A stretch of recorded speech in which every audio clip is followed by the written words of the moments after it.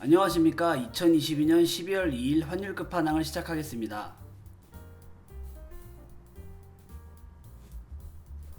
달러 인덱스가 105.922에서 104.66으로 1.19% 하락하면서 세계 주요 통화 대비 약세를 보였습니다. 달러 인덱스 강세 요인으로는 미국 신규 실업수당 청구 건수 감소가 있습니다. 지난주 24만 1000건이었던 미국 신규 실업수당 청구 건수는 23만 5천 건을 예상했는데 22만 5천 건으로 발표되었습니다. 신규 실업수당 청구 건수가 감소한 것은 노동시장이 아직 강력하다는 신호로 해석될 수 있습니다.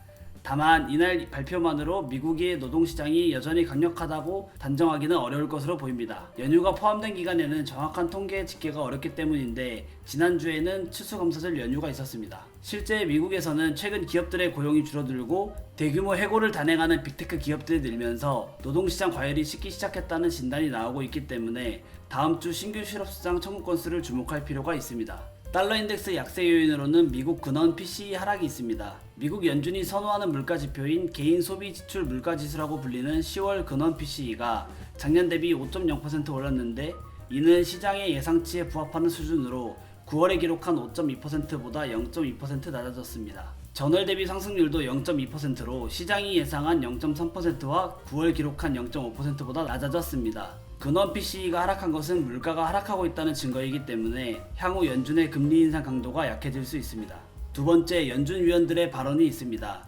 미셸 보우먼 연준 이사는 금리 인상 속도와 레벨을 완화하면 지난 통화정책 조치의 효과를 더 완전히 평가할 수 있기 때문에 속도를 늦추는 것이 적절하다고 말했습니다.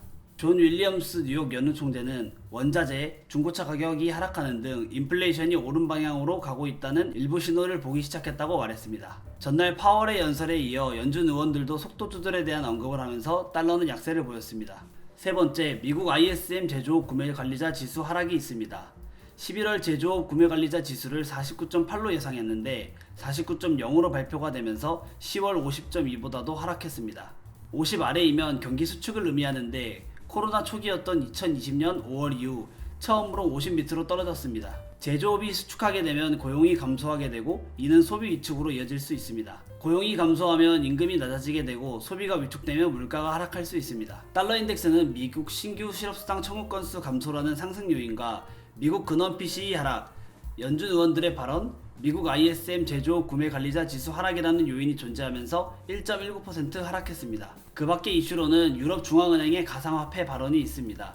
유럽중앙은행인 ECB는 공식 홈페이지를 통해 복잡해지는 가상화폐의 생태구조에 대응하기 위해 금융당국이 규제를 도입하는데 규제라는 말을 쓰면 자칫 가상화폐를 공식적으로 승인한다는 뜻으로 오해할 수 있다고 말했습니다. 또한 비트코인은 지불 수단으로서나 투자 형태로서 부적절해 합법화해서도 안된다고 주장했습니다. 또한 미국 재무장관인 옐런도 가상화폐 소유자에 대한 보호가 제대로 작동하는지 확인하는 것이 중요하다고 말했습니다. 가상화폐 시장이 인정받지 못하거나 위험으로 무너지게 될 경우 가상화폐로 돈을 벌었던 사람들의 소비가 위축되면서 물가 상승 요인이 감소할 가능성이 있고 가상화폐에 있던 자금이 주식으로 유입될 가능성도 있습니다. 미국 연준은 노동시장이 둔화되거나 약간의 경기 침체를 감수하더라도 물가 상승률이 2%로 내려올 때까지 금리 인상을 하겠다는 의지를 보이고 있기 때문에 물가가 하락할 조짐이 보이지 않을 경우 금리를 계속해서 인상할 가능성이 높습니다. 올 연말 미국의 기준금리는 4.5%에서 4.75%, 내년 최종금리는 5.25에서 5.5%로 선반영됐었으나 한국 시간 기준 12월 1일 새벽 파월 연은 총재의 발언 이후 연말 미국의 기준금리는 4.25에서 4.5%, 내년 최종금리는 5%에서 5.25%로 하향 조정되었습니다. 이로 인하여 달러원은 당분간 1,300원 전후에서 움직일 것으로 예상됩니다. 만약 이보다 금리가 상승하게 될 경우 달러원 환율이 상승할 가능성이 있고 금리가 하락하게 될 경우 달러원 환율이 하락할 가능성이 존재합니다. 이 밖에 한국의 무역수지 개선, 중국의 제로 코로나 폐지 등은 달러원 환율의 하락 요인이 될 수 있습니다. 이상으로 2022년 12월 2일 환율 끝판왕을 마치도록 하겠습니다.